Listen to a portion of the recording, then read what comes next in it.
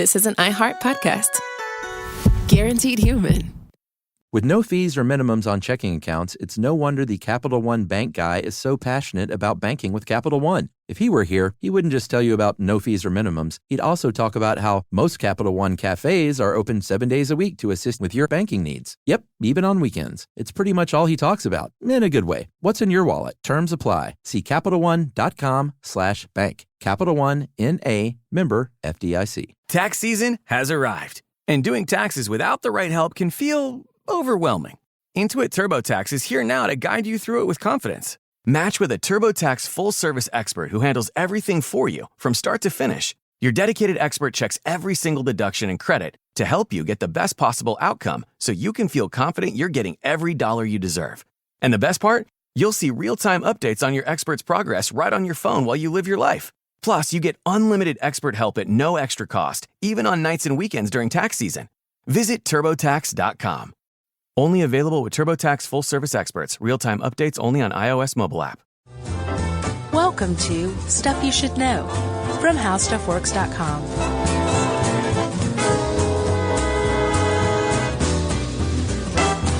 Hey, and welcome to the podcast. I'm Josh Pierre Clark. There's Charles Jacques Bryant.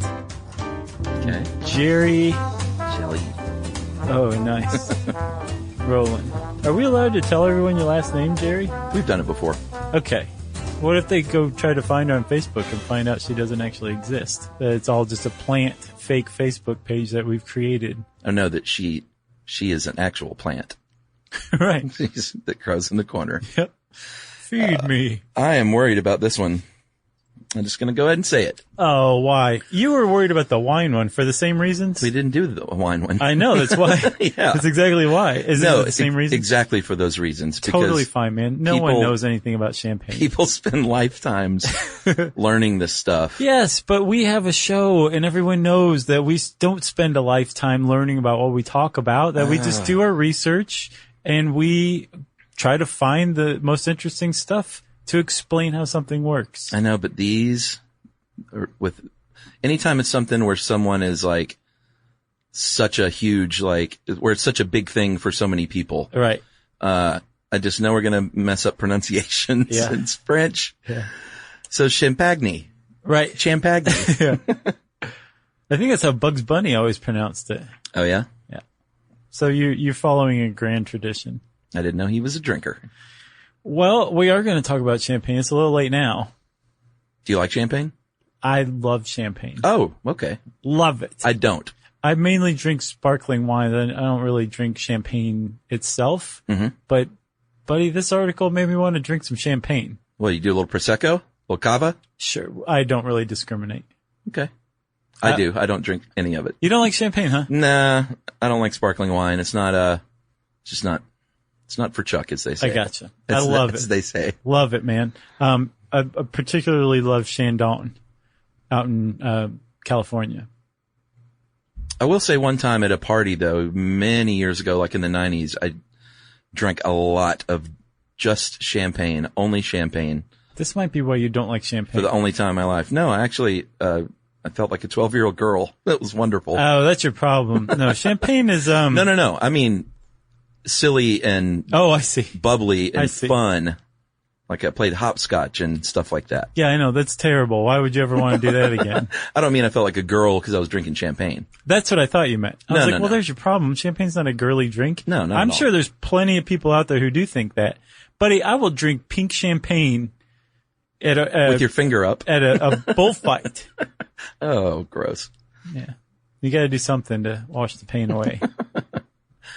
Yeah, it's just not for me. And that gave me such a bad headache the next day. I didn't go back to the well. I'll have someone, if someone wants to toast me. Yeah. I won't go, no, I'm not drinking that. Well, you were probably drinking pretty sweet champagne, weren't you? Usually I don't remember. the higher the sugar content in anything, the more of a hangover you're going to have. Yeah, I don't know. Huh. Well, I love it. Good. You mean I've been to Chandon twice? Okay. Went on a Chandon cruise once. Wow. Big fans of Chandon. Where is that? Hint, hint. It's out in Napa Valley. is famously attached to Moet and Chandon. Uh-huh. And then Chandon went and said, hey, we're going to open up something in California too. Gotcha. I said, cool. Because their terroir can't be beat. It's got good terroir. And that's another thing too. This is what I'm nervous about. I'm not nervous about getting it wrong. I'm nervous about coming across like it's just a complete jackass sophisticate. You know? I'm not at all. I just like champagne. I know more now about champagne doing this research for the last couple of days than I ever had before. So I definitely don't put myself out there as like an expert in any way, shape, or form. All right. So that's called So everybody put your emails away. 10 Minutes of Caveats by Josh and Chuck. See, that was French and you pronounced it great. Caveat? Is that Latin? All right. Well, I guess if you don't know anything about champagne, you might have noticed that we already said both the word champagne and sparkling wine. Mm-hmm. And, I think most people probably know this, but some people may not. Champagne is a region in France, and, technically you were only supposed to say champagne for sparkling wine if it comes from that region. Right. So all champagne that's sparkling wine is sparkling wine, but all sparkling wine is not champagne. That's right. That I think that's simplified. In Champagne itself, the region is about an hour and a half, 90 minutes or so northeast of Paris. Or east. And this, article points out that it's one of the least visited regions of France, but I bet they have their fair amount of enthusiasts that go to I the would region. guess so, sure. But maybe just not as many. I don't know. It's the south of France or other Burgundy, maybe. Who Right. knows? Well, Burgundy comes to mind for sure. Yeah. Apparently Chablis. I didn't realize that was a wine growing region. Did you? I don't think I did. And the, very famous Mad Dog region. Right. Le Natrin. So silly. So, so Champagne is a region. It's also a sparkling wine. But yeah, like you said, you can't make sparkling wine outside of this Champagne region. And you can even make sparkling wine inside of the Champagne region. And unless you're following a very strictly controlled process within this particular region of France, you are not allowed anywhere in the world to call your sparkling wine champagne. It's what's called an Appalachian. No, that's a mountain range. It's what's called a Appalachian Trail. Appellation d'origine contrôle. Or AOC is what we're going to call it. But it's basically the same thing with bourbon here in the United States, right? Yeah. Where you have to follow specific rules and you have to make it within a specific region. And the whole point is you don't want just any schmo making something that's similar to your product, right, but not nearly as good. That's not going through anywhere near the painstaking amount of process, and labor that you're doing, and still call it the same thing you're calling it. You don't want to do that. Yeah. So you have to sure. restrict it. Especially the French, they're not going to be all willy-nilly about that. That's their region. Yeah, apparently there's something like 84,000 acres, which I don't think is a lot. And what are those cities? The two main cities are Rennes and Epernay. But we even have a thing in here that says if you say Rennes, then you're an American city slicker. If you say Reims. Oh, okay. Rennes, I've seen plenty. But Reims is what they say in the Help Me Out article that we got. I think you just earned some fans in France with that one. Well, by any other name, it is still Champagne, and those are the cities. And there are but 3 grapes that you can use to make champagne. You can't just say, oh, that muscadine looks nice, like they do here in Georgia. Right. Let's throw it in a bottle and ferment it. Yeah. Here, Petey, put this in your mouth, chew it, spit it up in the bottle. There are 3 grapes in there, are the Pinot Noir grape, the Chardonnay grape, and how do you pronounce that last one? Pinot Meunier. Okay. Which is another dark grape, a red grape, or black grape, I think is what they call it. Yeah, if you ever talk to a real wine person and you don't know the lingo, you're going to be confused quick when they say things like black grapes. Right. You're going to be like, what the heck is a black grape? But if you dig into it, you start to find that there's a lot of overlap in words. There's a lot of multiple terms that describe the same thing. Yeah. Black grape, red grape, same thing. Yeah. Purple grape? Why not? If you say that, you're going to get laughed out of Napa. I like the purple grapes. Concord, I think is what they're called. But Chardonnay is, of those three, is the only all white grape. Mm-hmm. So, and you know, a lot of people might not know this. It's the same with, still wine, but, you know, inside that black skin is white pulp. Yeah, depending on when you pick the grape. Yeah. So if you pick it early before it has a chance to turn reddish, you can conceivably squeeze clear or white grape juice from red or black grapes. That's right. And that's what's happening in the case of champagne. Yeah, because if you look at it, you're like, well, I mean, this is clear. How is this made from red grapes? Well, as we'll see later on, you have Dom Perignon to thank. We should go ahead and talk about that, I guess. Well, let's talk about Champagne a little bit first, and then we'll get to Dom Perignon. So the region itself is pretty ancient. Yeah. The first vineyards in Champagne were planted by the Romans, who also mined chalk in the area. And there's extensive chalk quarries that are underground that have served as champagne cellars for generations. So the place has been making wine, the region has been making wine for millennia. But it wasn't until about the 1700s when they really kind of took what was a naturally occurring problem, which was carbonation happening in their wine, Yeah. and went to town with it. They said, if you can't beat them, join them. So they took this thing that was viewed as a flaw in their wine, carbonation, sparkling wine, and they figured out how to make it even more so and made it its own thing.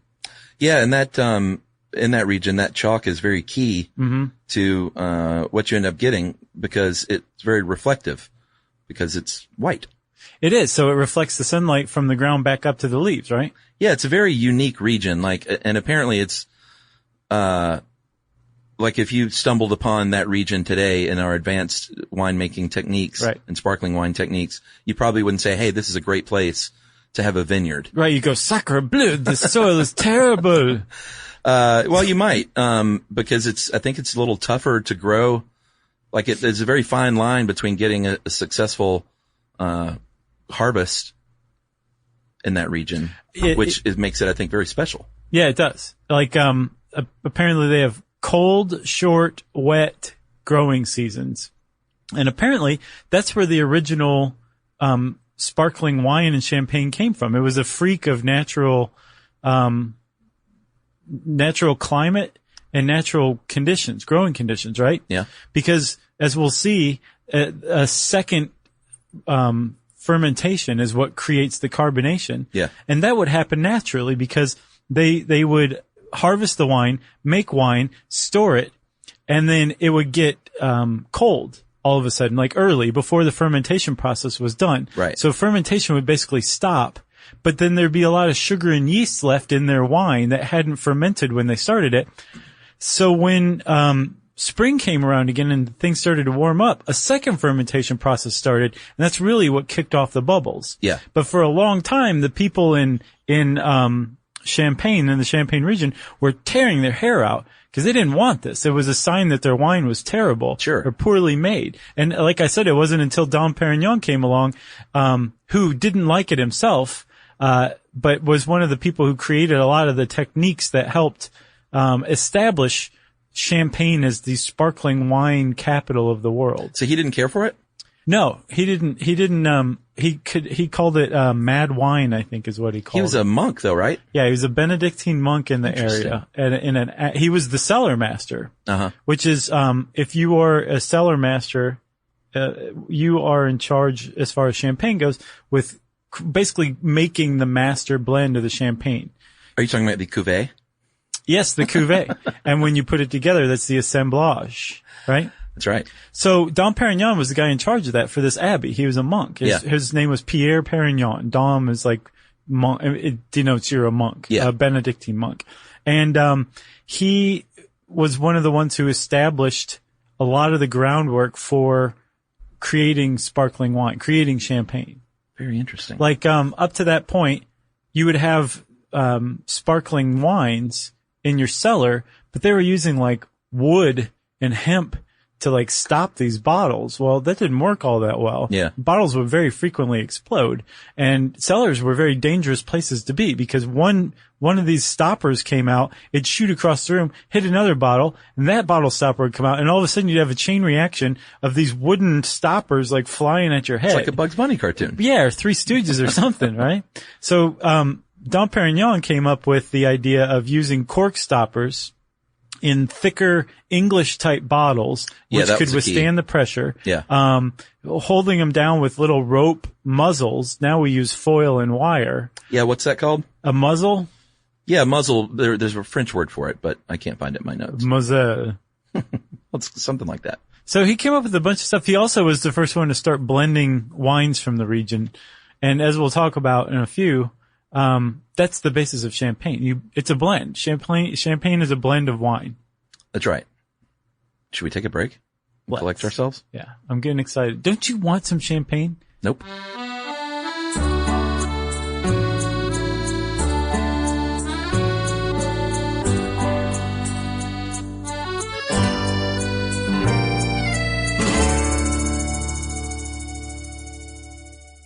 Support for this show comes from Public, the investing platform for those who take it seriously. On Public, you can build a multi-asset portfolio of stocks, bonds, options, crypto, and now generated assets, which allow you to turn any idea into an investable index with AI. It all starts with your prompt, from renewable energy companies with high free cash flow to semiconductor suppliers growing revenue over 20% year over year. You can literally type any prompt and put the AI to work. It screens thousands of stocks, buys one-of-a-kind index, and lets you backtest it against the S&P 500. Then you can invest in a few clicks. Generated assets are like ETFs with infinite possibilities, completely customizable and based on your thesis, not someone else's. Go to public.com/SYSK and earn an uncapped 1% bonus when you transfer your portfolio. That's public.com/SYSK. Paid for by Public Investing. Brokerage services by Open to the Public Investing, Inc., member FINRA and SIPC. Advisory services by Public Advisors, LLC, SEC registered advisor. Generated Assets is an interactive analysis tool. Output is for informational purposes only and is not an investment recommendation or advice. Complete disclosures available at public.com/disclosures.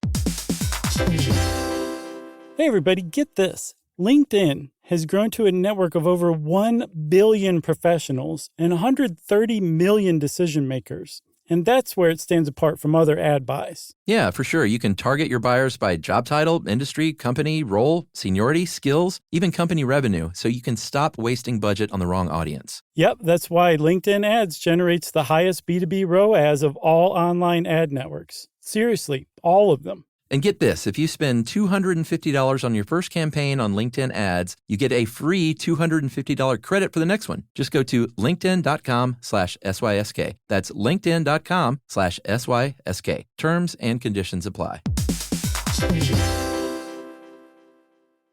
Learning stuff with Joshua and Charles. Stuff you should Really?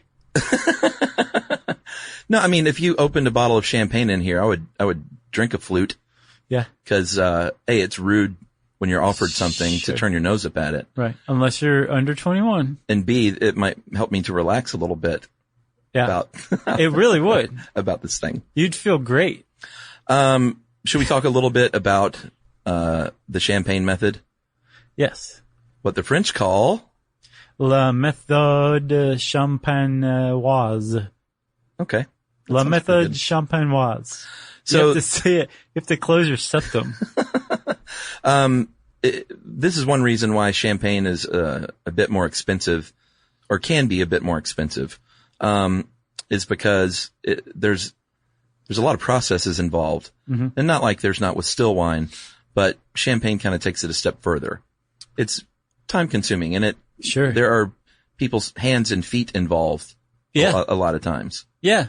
And like you said, it starts with making wine. Actually, it starts even further back than that. It starts with growing the grapes. That's right. But fermentation, all wines are fermented, of course, and that's when sugar breaks down from the grape juice, turns it into alcohol, delicious alcohol. And that is called wine. And just like regular wine, still wine, like you said, I guess we shouldn't call it regular wine, just still wine. Still wine. They start basic wine. They start with those grapes. And in the case of champagne, they are pressed with human feet, which, still happens. Right. And I can't help but think of that video still after all these years. That poor lady. Of that poor lady. Yeah. Who, from, at, Chateau Elan, right? Oh, was that in Georgia? Yeah. I don't think I knew that. It was a Georgia, like, morning show, Atlanta morning show. I think it was like Fox Live or something like that. I can still hear it. I haven't seen it in years, but if you don't know what we're talking about, there was one of the early viral videos of this woman on location doing a story about wine in Georgia, and she was stomping on the wine and, fell up on a platform for some reason. Yeah. And she fell out of the barrel and hurt herself. But it sounded like she was in very much heavy distress. Like new dimensions of pain. Yeah. Are the sounds that the woman made. I've never heard anything like it before or since. Me neither. But yeah, I'm very pretty sad. sure she's okay. Yeah, that's why I don't mind talking about it now. It's Right. not like she was, maimed for life or anything like that. I was thinking I Love Lucy too. Oh yeah? That very famous grape stomping scene. Yeah. Where she gets in like a grape throwing fight with the lady. Man, Lucy, she was always getting into trouble, wasn't she? Yeah. I shot in the studio where they filmed that show one time in California. Oh yeah? Right there in Hollywood. Yeah, it was kind of neat. Yeah. One of the grips just came over. He was like, this is the I Love Lucy studio. And you went, I smelled the grapes. All right. So where were we? Feet. Yeah. Which is this wonderful old world technique that I didn't know this. I didn't know that you have to do that for champagne. Is it just because it's so delicate? Yeah, I think that's part of it. But also they kind of shy away from machinery in the method champenoise. Really? Yes. All right. It's a traditional method. Even though if you look back at the history of winemaking, champagne is very relatively new. Oh yeah? Like we're talking 1700s, right? Sure, they've been making wine for many thousands of years. Right. So this is a fairly new invention, but it was still invented at a time where you mainly used human labor for things like this. So yeah, they've tended to preserve that as much as possible. All right. Well, you've got your juice, your white juice, and they put it in stainless steel vats unless you're super old world, I guess. Some people do use wood still, but Really? yeah, you're allowed to use for the initial fermentation where you're just making the basic wine. Yeah. You can use stainless steel. Yeah. So there it sits for a long time, ferments, becomes still wine. And, like we said, this is just the first, fermentation. And then you move on to the blending, which is where that all important cellar master comes in. Right. So if you're a cellar master for a champagne house, you are, unless you're a very specific type of champagne house where you actually make champagne from growing the grapes to the finished product. Right. You are probably going around the Champagne region trying different champagnes or trying different wines, still wines. Yeah. And you're coming up with in your head a blend of all these different wines. And that blend, as we said before, is called the cuvée. And the cuvée it's just that. It's a blend of wine. And it has mainly 3 different factors involved that you have to take into consideration if you're the cellar master, right? Yes. If it's a vintage cuvée, a vintage blend of wines, then that means it's using grapes that were all grown in the same year, the same growing season. Yeah. And I imagine these cellar masters, I mean, you said they're tasting things. I'm sure they are, but I imagine these cellar masters in Champagne also kind of know exactly where they're going to go for most of these. Sure. And they also would know, like, well, if you guys have 2007 vintage wine, like that was a great year, Sure. or, that year was kind of rough. It might take add a neat edge to it, some other 2009 grapes I'm using too, right? These Yes. are what these people are walking around with in their heads, that level of information. So they're putting it all together. They come up with these clever little blends, and each blend's a cuvée. Again, one of the things they can take into account is the vintage, the years. Yeah. And like you said, if it's a vintage wine, it's just from the 1 year growing season. If it's non-vintage, that means you're combining various years. Right. And typically vintage, wines, I think tend to be more expensive. I get the impression that they tend to be a little more revered. They definitely take longer to mature. Yeah. The fermentation process is longer, than the non-vintage. And you'll see this on the label. It'll say vintage or else it'll say NV a lot of times. Right. The two other things for a cellar master to take into account are the varietals Yeah. and the cru, right? Yeah. CRU. So a cru Not is the CREW. or the CRUE with an umlaut over the U. Rock on. Yes. The cru it's a vineyard basically. So you can have grapes all from one vineyard from different years and different varietals. And that'd still be what's called a single cru. Or you could mix different crus, different vineyards, grapes, to create a cuvee. Yeah. And the Grand Cru, you might have seen that before on a bottle. If you get the Grand Cru status, then you're really cooking with gas, as my dad used to say. In the mid 1980s, initially there were only 12 villages that had that Grand Cru status. And then in 1985, they expanded that to 17, cause 5 more villages, and I'm not going to try and pronounce all those, were added to the list. And, it says here that less than 9%, it's incredibly low, of all the vineyard land in Champagne has a 100% Grand Cru rating. Right. So again, 84,000 acres, only 9% of that is the top rated. Basically, it's saying this land is the primo land for growing Champagne grapes. Yeah. So if you get grapes that are grown there by these people who really know what they're doing, you're going to pay through the nose for it. Sure. So a Grand Cru, Champagne is going to be pretty expensive, but there's a reason behind it. Yeah. It's not just marketing. No. And varietals too. Like you said, there's 3 grapes, right? Yeah, just those 3. And depending on how you put them together, you can come up with a type of cuvee as well, right? So Blanc de Blanc means white of whites. That's made just with Chardonnay grapes. Uh-huh. Blanc de Noir is made with just one of the other black grapes, either the Pinot Meunier or the Pinot Noir. That's right. But all those 3 things are factored together to create a specific cuvee. Well, and then you've got your rosé that you mentioned earlier. Oh, yeah. Your pink wine, or as my friend Stacy calls it, pink crack. It's good stuff. She gets a hold of that stuff. Watch out. Yeah. And that is, there's a couple ways you can do this. Sometimes you leave some of the, skin for a little bit of time, but these days, more or less, you're going to be adding a little bit of the red wine, Pinot Noir red wine to the cuvee. So I think those like are the different. still wine. That's different. If you leave the grapes on a little bit, you're going to have pink champagne. If you actually add red wine afterward, you're going to have rosé champagne. What's the difference? It says here rosé is also known as pink champagne.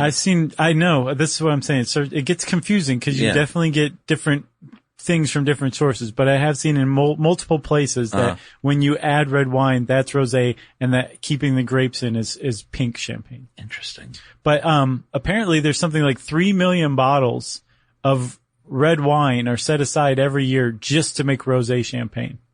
What a waste. Man, I'm changing your mind about champagne. No, you're not. I'm going to. Emily likes rosé. Rosé champagne? No, I mean, she'll have that, but just still rosé. There's also rosé with gas that's not champagne. It's just a little gassy. It's kind of different. Yeah, I'm It's just good not too. a fan of all that stuff. Yeah, I love it. Yeah. And it's not like I discriminate against wines either, but I'm definitely prefer champagnes or sparkling wines over still wine. Yeah. Like any day of the week. Yeah, we're the opposite. Yeah. In more ways than one. Are we at the Riddler yet? Because this is my favorite part. We've got the blend. Uh-huh.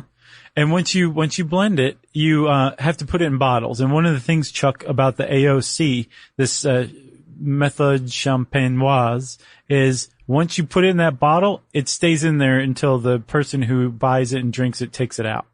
Yeah. You have to keep it in the same bottle. Yeah. All right? Yeah. Why would you switch bottles? That'd be weird anyway. Well, you used to want to decant it to get sediment out. You might just put it in one bottle to reuse the bottles. Who knows? Ugh. But once you put it in the bottle, it's got to stay in the bottle. And after that initial cuvee is blended, they put it in the bottle and they let it sit. And depending on what kind it is, if it's non-vintage, it's going to sit there for 12 more months. Yeah. For a total of a minimum of 15. Yeah, at least. If it's vintage, it's going to sit there for another 3 years and just age in the bottle. That's right. And so at this point, you're going to you want the bubbles, so you're going to start that second fermentation process by adding sugar and yeast. Then you drop the temperature on your cooler to about 50 to 60, which is cooler than the initial fermentation process. Mm-hmm. And well, you can also do this in the tank. Like, there are different methods, but right. That's called the Charmet method. The tanks? Yeah.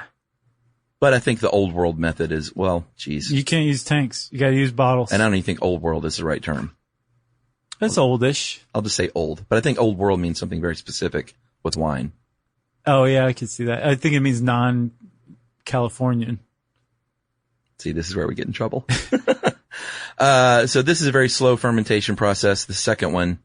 And the yeast is living and dying, and those cells are breaking apart, and it's this really interesting process is going on inside that bottle. Yeah, it's eating up all that sugar that you added in what's called the liquor de tirage, right?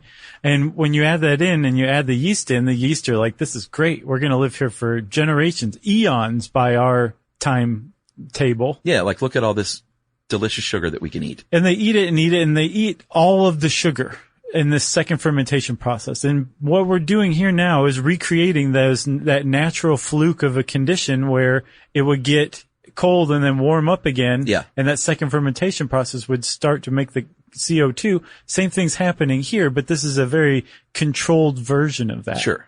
So the yeast is eating it, and like you said, they're dying and breaking open. And so when you're drinking champagne, part of what you're drinking are the internal remnants of yeast cells that have spilled their contents into the champagne. That's why I don't drink it. But they also leave behind some stuff you don't want to drink, which are the cell structures, and that creates what's called sediment. It's basically leftover cellular structure of yeast cells, and you want to get that out. Yeah, and that's through a process called riddling, and I mentioned the riddler is my favorite person in this process. It's a pretty thankless job to be the riddler. Is it? I think so. I'll bet you get a lot of free champagne. Well, sure. That's thanks. Yeah, but it's very solitary and redundant. Yeah. Oh, yeah. Repetitive. Yeah. So this riddler, the wine at this point is stored upside down at a 75-degree angle, and that is allowing all these dead yeast cells to collect down near the neck. They by hand go in every day and turn these bottles 1/8 of a turn. 20,000, 30,000 bottles. I saw up to 40,000 a day. Yep. They do this by hand. Yep. And they're just rotating these. I can't imagine doing this. I mean, it's your life's work. You got to really be dedicated to your craft to be a riddler. And it takes about 4 to 6 weeks of this dedicated attention. It's a very fast process, though, if you've ever seen a riddler at work. Oh, yeah. You know? But they have to remember that they turn the bottle, so they make a little chalk mark on each one. Yeah. 40,000 times in a day. Yeah. Man. It's amazing. So they're turning the bottle, and like you said, it's turned up at an angle, and the whole point of this is that you're slowly, because you don't want to disturb the champagne, it's still maturing, right? Mm-hmm. But this is toward the end of that maturation phase, either that 12-month or that 36-month minimum. And as you're turning it, what you're doing is kind of shaking the bottle a little bit too, and you're just trying to get the yeast cells, what's left of them, to move toward the neck. Yeah. Right? And the whole point is this is called maturing on the lees. And the lees, I think, are what the sediment is called possibly, or else yeah, I think that's what it is. Okay. I think. And as it goes down and accumulates toward the front of the neck, you now have one of the last steps called dégorgement or disgorgement. Yes. And what you have is just a thing of sediment that's accumulated at the neck, and you put it in an ice bath. It's really amazing how they do this. Yeah. And then what they used to have to do was they would pop open a bottle, decant it, yeah, filter it, and they would pour it back so it's filtered. Because one of the things you'll note about champagne is it's very clear. and it undergoes several different clarification steps, but that would have been one of them. This is the same thing, but this one is way cooler. They put the neck in an ice bath, a salt ice bath, so you know it's really cold, because you know salt lowers the freezing point of ice water. Yeah, and at this point, it's going to create a little yeast plug, which is so gross sounding, up there toward the neck. And what they have to do then is get that plug out of there while maintaining the integrity of the rest of the wine that's inside. Yeah, like you're going to lose some champagne. It's not a perfect procedure. Well, yeah, I mean, that's part of the process is to lose some because then they add stuff back in. Right. Which we'll get to. Yeah. But, so they remove, well, it says in here the cork, but these days, I think that initial one is a cap, like a bottle cap. Bottle cap. You can use that old world bottle cap.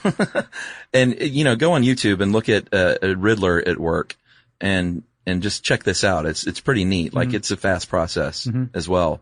Did you see how it's made on that? No. They pop it out and a surprisingly small amount comes out.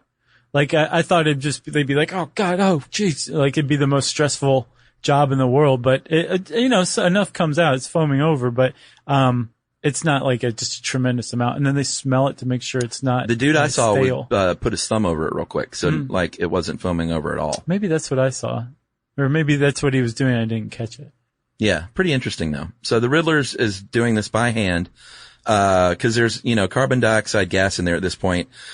And it forces that plug out, and like you said, you lose just a little bit. Then you add maybe a little brandy, a little sugar, a little white wine back in to get the proper amount of liquid inside the bottle. Right, that's called the dosage, or the liqueur de dosage. Don't call it dosage. No. Because I did in my head. Yeah. For like half of this research. Yeah, and then you go, oh, that is dosage. Well, that's when it helps to watch videos. Yeah, for sure. And then they put that final cork in place. This is one that's going to stay in there until you uncork it. And they tighten it down with that wire that, as our not so great article points out, you can make into a little chair afterward. Yeah. That's what people do, right? Sure. And you have to have that thing on there because it there's a lot of pressure still building up in that thing. Right. And they've actually, thanks to a 18th century French pharmacist named Antoine Baume, he came up with a device to measure the sugar content in wine. So now they know exactly how much sugar to put into the champagne to raise the pressure back up. Because you want about 5 or 6 atmospheres of pressure, or about, I think, 60 to 70 pounds per square inch of pressure in a bottle of wine. How much? 50 to 70, I think, or 50 to 90. But it's definitely 5 or 6 atmospheres of pressure. Yeah, I got 90. 90, That's okay. like kind of average. Okay. So, they know how much of that liqueur de dosage to put in. Yeah. How much sugar to put back in to raise the atmosphere back up. And the other reason you want to do that too, Chuck, is when you're adding that sugar back in, that yeast ate all the sugar that was in there and turned it into carbon dioxide that you put in for the second fermentation. And when they did, they made the champagne as dry as a bone. An extra brut? So the amount of sugar, it's actually more than that. It's called Brut Naturel. Well, I call it a double X brut. It's crazy dry. Yeah. I've never had it, but I can only imagine how Can you dry have that? it is. Yeah. Oh, really? There's one where they don't put in any dosage. Huh. They don't add any sugar afterward. So it's bone dry. And that's just for people who really prefer that? Because that's not, I guess. Apparently the extra brut is the least popular. Yeah, I can imagine. And I think the best selling is sort of that brut, which is sort of in the middle of dry and sweet, or sec or demi-sec. And then I think the last one is D-O-U-X is the sweetest of all. Non-brut. Yeah. But brut is drier than extra dry, which is kind of surprising. But if you it's pretty easy to pick up if you just read it once or twice. You're like, oh, okay, that's how it's denoted. But all of that is based on how much dosage you put in after you disgorge the yeast plug. Engorge. Yeah. One of my least favorite words, by the way. That's a bad one. Is this true about Madame Clicquot? From what I saw, yeah. She was an entrepreneur, famously.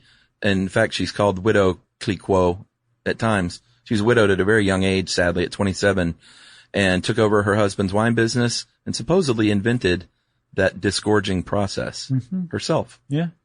Which is, it's kind of simple when you look at it, but I wouldn't have thought to do it.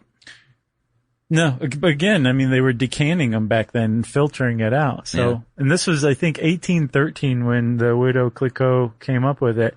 And about then is when champagne, the drink, took off, at least in France, and started to spread very quickly around the world. Yeah, Napoleon had a lot to do with that, right? I think Napoleon did. By World War I, Winston Churchill reminded everyone, we're not fighting to save just France, boys. We're fighting to save champagne. Hurrah! Right. Should we take another break? I think so. All right. We're going to talk a little bit about what the fuss is with this stuff after this.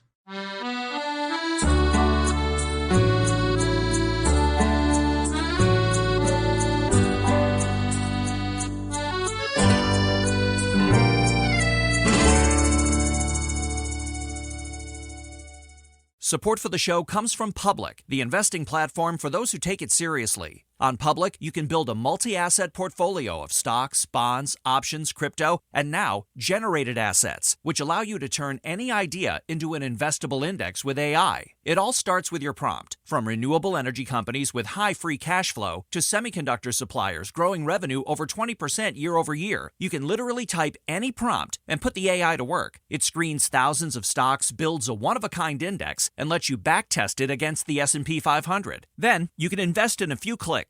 Generated assets are like EFTs with infinite possibilities, completely customizable and based on your thesis, not someone else's. Go to public.com/podcast and earn an uncapped 1% bonus when you transfer your portfolio. That's public.com/podcast. Paid for by Public Investing. Brokerage services by Open to the Public Investing, Inc. Member FINRA SIPC. Advisory services by Public Advisors LLC. SEC registered advisor. Generated assets is an interactive analysis tool. Output is for informational purposes only and is not investment recommendation or advice. Complete disclosures available at public.com/disclosures. Hey everybody, get this. LinkedIn has grown to a network of over 1 billion professionals and 130 million decision makers. And that's where it stands apart from other ad buys. Yeah, for sure. You can target your buyers by job title, industry, company, role, seniority, skills, even company revenue, so you can stop wasting budget on the wrong audience. Yep, that's why LinkedIn Ads generates the highest B2B ROAS of all online ad networks. Seriously, all of them. And get this, if you spend $250 on your first campaign on LinkedIn Ads, you get a free $250 credit for the next one. Just go to linkedin.com/SYSK. That's linkedin.com/SYSK. Terms and conditions apply.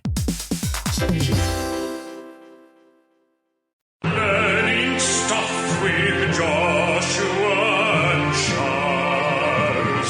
Stuff you should All right, so Josh, the master winemaker, The Cellar Master? has walked us through the process. What a great job that would be. Yeah, I have my friend Robbie is a kind of a rock star winemaker in Napa. Is that right?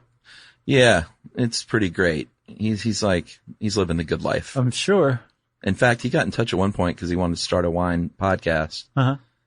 And we just sort of emailed back and forth, and it just never. Like, he just wanted advice and stuff. Not like he wanted to start one with me, because that would be, what are those podcasts called when, like, someone's a super expert and then you got a big dummy? I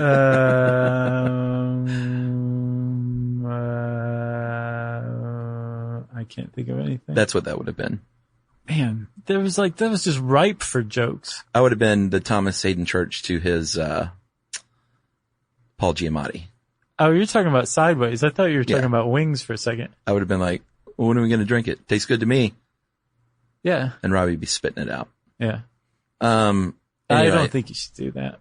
He's very talented and, does quite well, like, making wine for other people. And he also has his own label, Langevin and Pearson Meyer Wines. Nice. Plug. Yeah, right. And when you go to his house and stay with him in his awesome guest house, the top of Howell Mountain, you get drunk on, like, amazing expensive wines. That's awesome. That he opens like you're drinking that Perrier.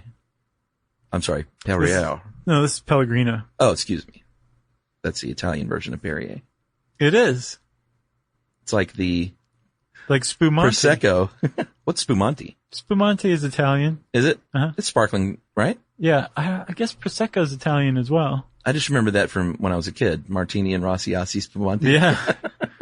Yeah. It's amazing how that's drilled in my brain. Martini and Rossi, Asti Spumante. Which probably is like crap sparkling wine. Isn't it? I don't know that it's good. I don't know. I mean, I think that's probably what gave you your headache. That and all the Lowenbrau. Yeah. Is that still around? I don't know. Isn't that what Bob and Doug drank?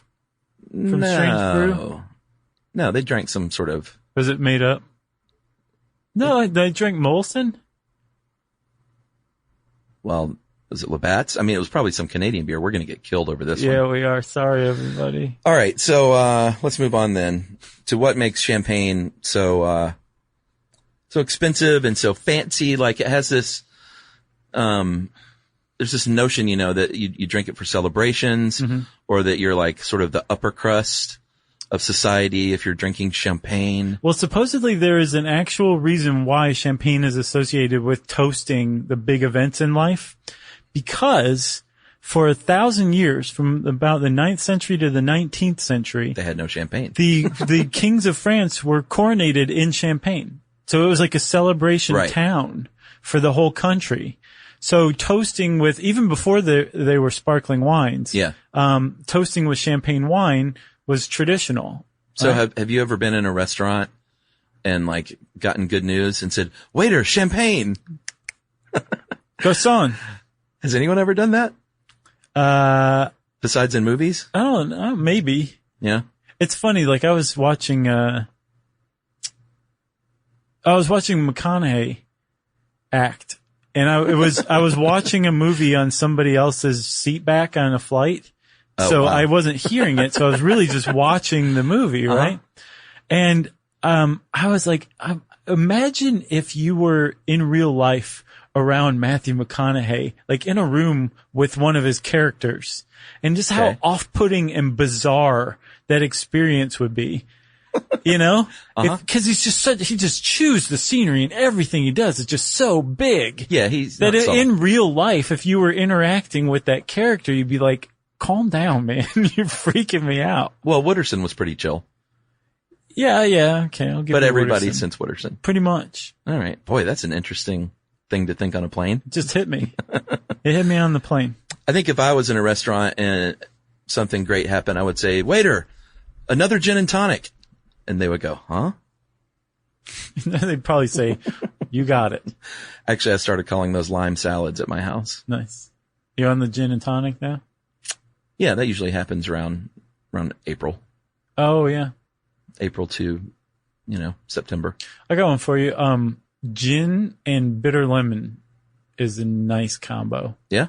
Yeah. And I thought bitter lemon was just like a fever tree drink. Yeah. They make them. They make a good one, but everybody from like Canada Dry to whoever else makes bitter lemon as well. So just get yourself a good bitter lemon and some gin. You're going to love it. You're going to love it.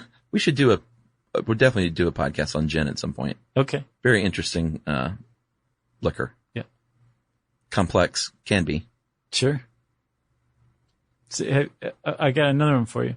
With that bitter lemon, if you want to get really fancy, get some St. George Terroir. Yeah, I'm not a fan. You had the dry rye. No. You tried the Terroir one? Yeah, it's the one that tastes like feet. No, that's the dry rye. I've tried all three of those St. George's, and I don't like any of them. Oh, okay. I'm a London Dry guy. Well, anyway, you'll still like it with bitter lemon. All right. Everyone else would like the Terroir St. George with bitter lemon. Everyone else on the planet? Because, all right. And I figured out what was up with the dry rye. You're absolutely right. You can't make a martini out of that stuff. It'd kill you. It's not made for it. It's made for things like Negronis. It makes a killer Negroni. Yeah. It's really good. Yeah, I stick to my lime salad, Okay. You know me and my basic needs. But try the bitter lemon sometime with gin. Okay. Your dry London's fine. All right. Okay. But with the bitter lemon instead of tonic. Okay, I'll give it a try. And if I don't like it, then I'm just weird because everyone else in the world loves it. No, but me. I'm not saying that. You said that. All right, where in the world were we? So we were talking about What makes champagne so fancy? yeah. Well, like we said earlier, it's it's a very small region comparatively speaking. Right. So that will lend to the price, and all these hand processes that they still might use or foot processes. That's a big one. Is going to make it more expensive. Mm-hmm. And anytime the price is being driven up, it's going to have that sort of air of sophistication.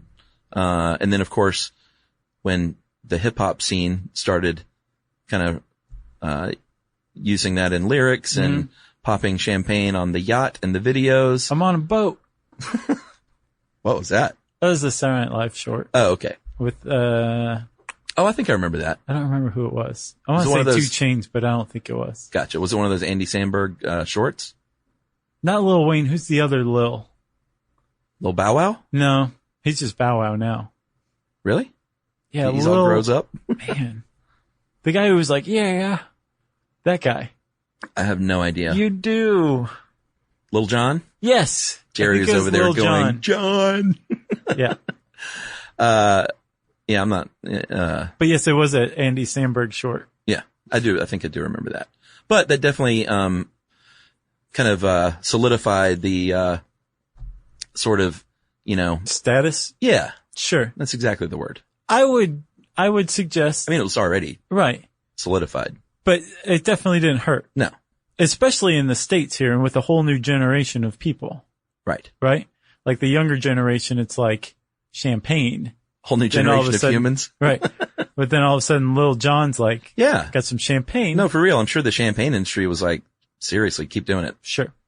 So the thing though is there's actual reason behind champagne being more expensive than your typical wine. But that doesn't mean that all champagne or all sparkling wines are out of your price range. No, I mean, you can get some cheap sparkling wine that'll give you a That's massive good. headache. No, that's not true.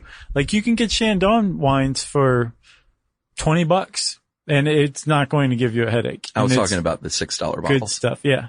But $20, I mean, if you're going to spring for a decent bottle of wine. Sure.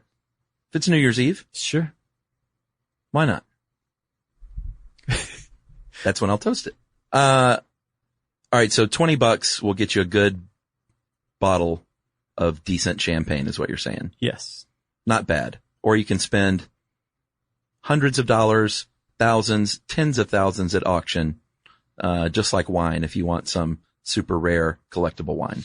Yeah. Or champagne. Apparently $250,000 for a bottle at the Moscow Ritz-Carlton. And that's not even something you drink, right? If you're a jackass, sure. But I mean, if you have to be a jackass to spend $250,000 on a bottle of champagne anyway, you better drink it, frankly. But champagne you don't keep, right? You can. And so there's a lot of misunderstanding about it, right? So a lot of people think that you keep champagne standing up. You do for about the first month, but if you're keeping it in a cellar, you want to keep it on its side like any bottle of wine. You want the wine touching the cork. But the reason that champagne actually ages in the bottle, it's just like wine. That cork, it's in there pretty good, but it's not airtight. There's a minimal amount of gas exchange going on. So the wine, the champagne continues to mature over the course of 10, 20, 30 years if you Really? keep it. The key to champagne, apparently, storing it, is you want to avoid temperature fluctuations. You want to keep it at about the same temperature for the whole time you have it stored. So bury it in your backyard Sure. on its side Deep. and leave it there. Yeah. And you will find that all the worms drank it. And you'll be like, worms! Bury it under the frost line. And you want to keep it out of the sunlight too. Well, underground. But apparently as it ages, I've never had old champagne, but as it ages, its taste starts to mellow.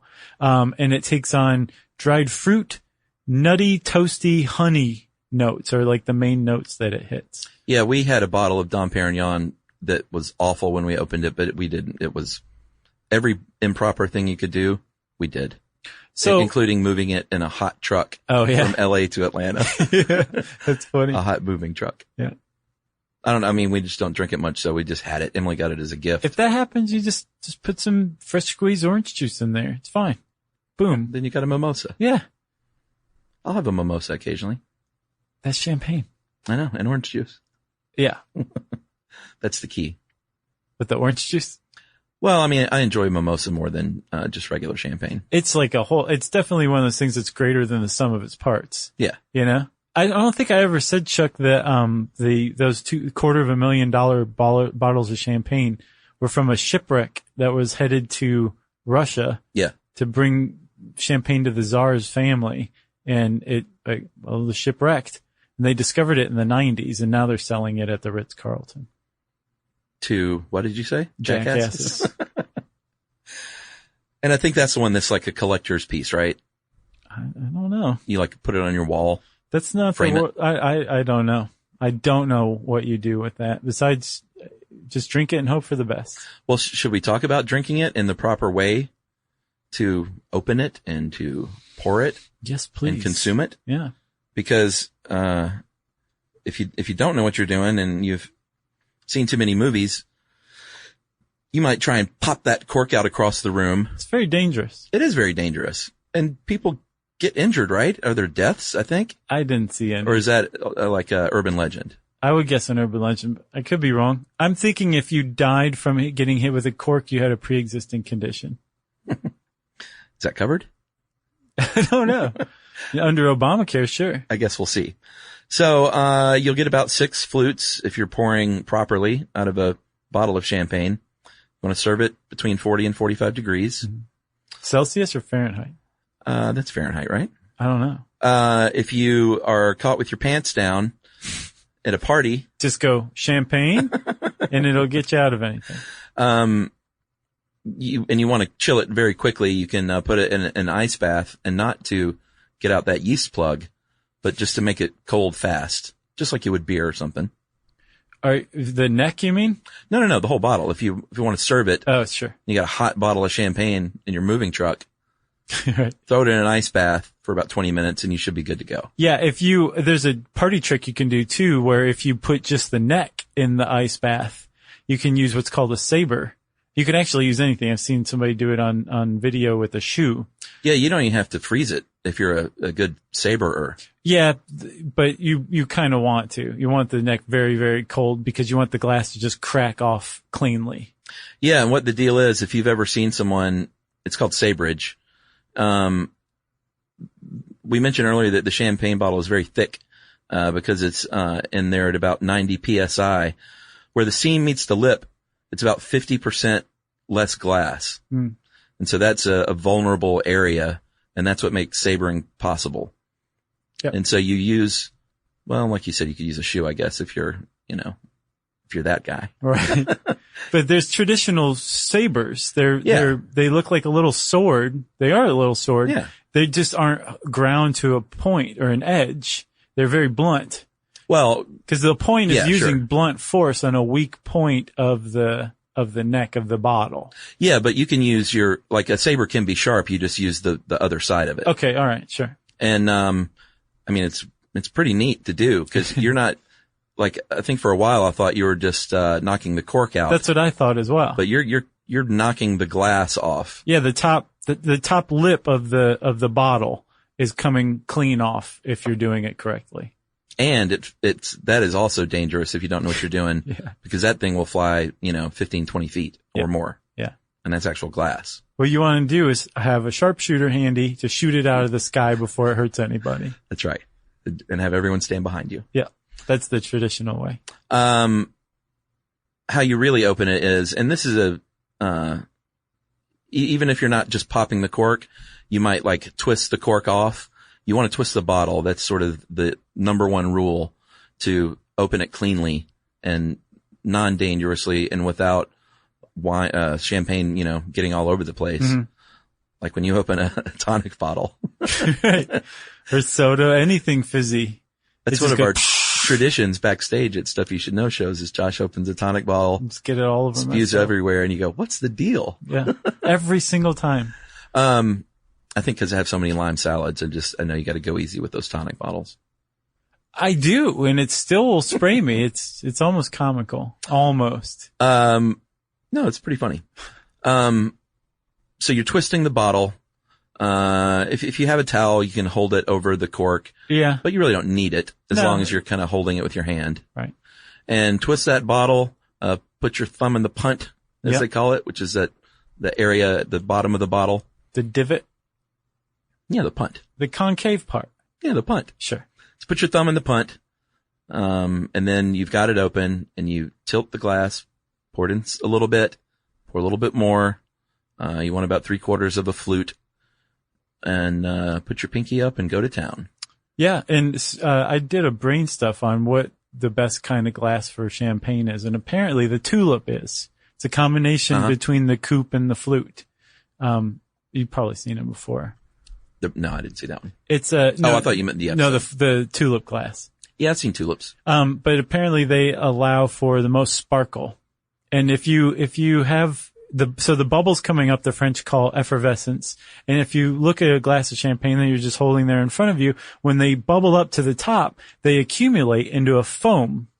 And, that is called mousse, like chocolat mousse. Remember Top Secret? Oh, yeah. Yeah. But it's not that. It's just mousse. Right. Is what they call it. Or foam is another way to put it. Yeah. That's what they call it. And so actually when you're creating the, second fermentation process of the, champagne making, with the method champenoise, it's called, the prise de mousse, or the foam creation. Wow. There's a and lot. that's why you pour it slow too, because if you go too fast, it's going to get everywhere. Yep. Like your tonic.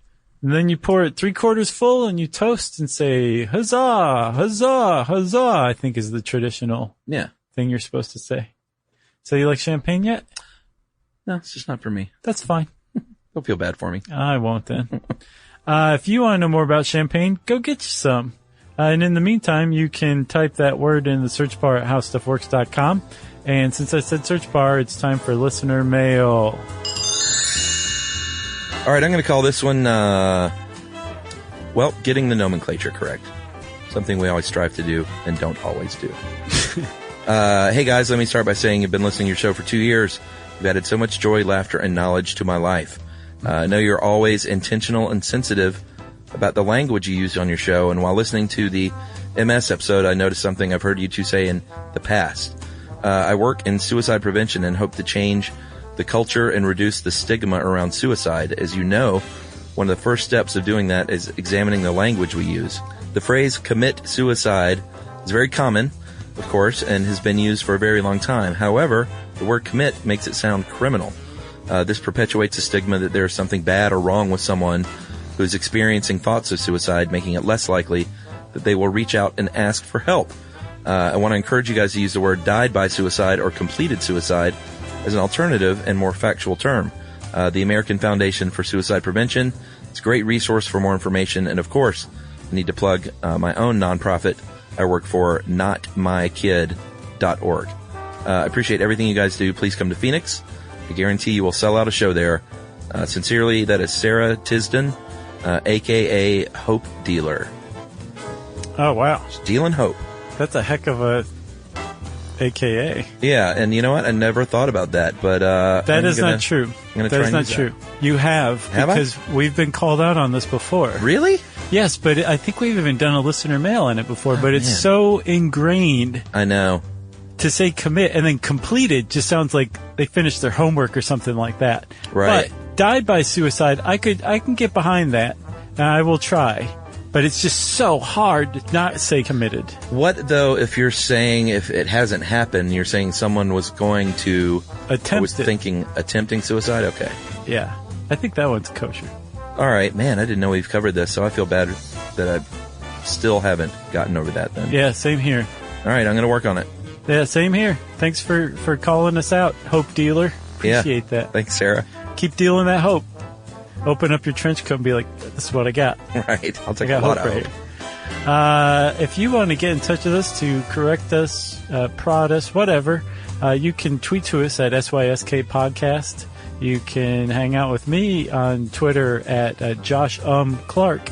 You can hang out with Chuck on Facebook at Charles W. Chuck Bryant or /Stuff You Should Know. You can send us both an email and Jerry to stuffpodcast@howstuffworks.com. And as always, hang out with us at our home on the web, stuffyoushouldknow.com. For more on this and thousands of other topics, visit howstuffworks.com.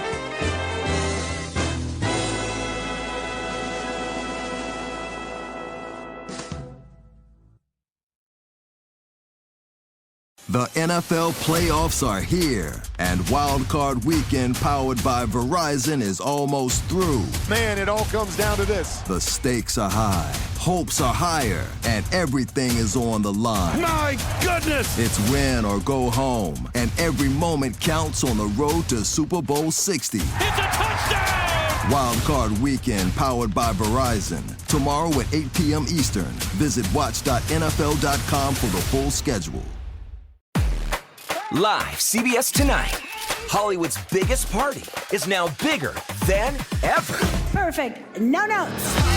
The Golden Globes, with more stars, more glamour, more chaos, and more host Nikki Glazer. We're gonna laugh at the celebrities that can take it and completely ignore the ones who can't.